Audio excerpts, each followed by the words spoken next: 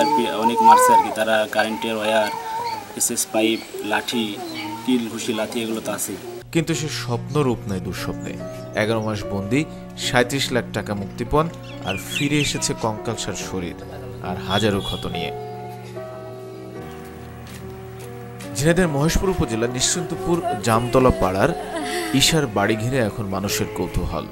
একটু এগিয়ে জানা যায়, বিদেশি মাফিয়াদের বন্দিশালা থেকে মুক্তি মিলেছে ঈশার ছেলে মতিউর রহমান ওরফে সাগরের। অন্ধকার ঘর ছেড়ে সে এখন বাবা মায়ের কাছে। ঘটনার বিস্তারিত জানতে গিয়ে পাওয়া যায় এক মর্মান্তিক গল্প। ঝিনাইদহের সাগর আর কুষ্টিয়ার তানজিন শেখ ছিলেন তরুণ, সাহসী, স্বপ্নবান। ভালো চাকরির আশায় কোটচাঁদপুরের এক দালাল ধরে গিয়েছিলেন লিবিয়া। প্রথমে 8 লাখ টাকা খরচ করে সাগর পাড়ি দিয়ে পৌঁছায় লিবিয়া। এরপর মাত্র 10,000 টাকার বেতনে একটি হাসপাতালে কাজ পায়, কিন্তু তাতেও চলে না।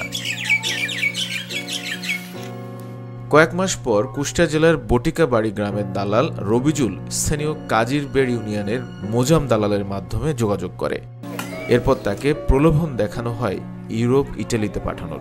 আরও 8 লাখ টাকা নেয় দালাল মোজাম ও রবিজুল, কিন্তু ইউরোপ নয়, তাকে আটকে রাখা হয় লিবিয়ার ট্রিপলির একটি বাড়িতে।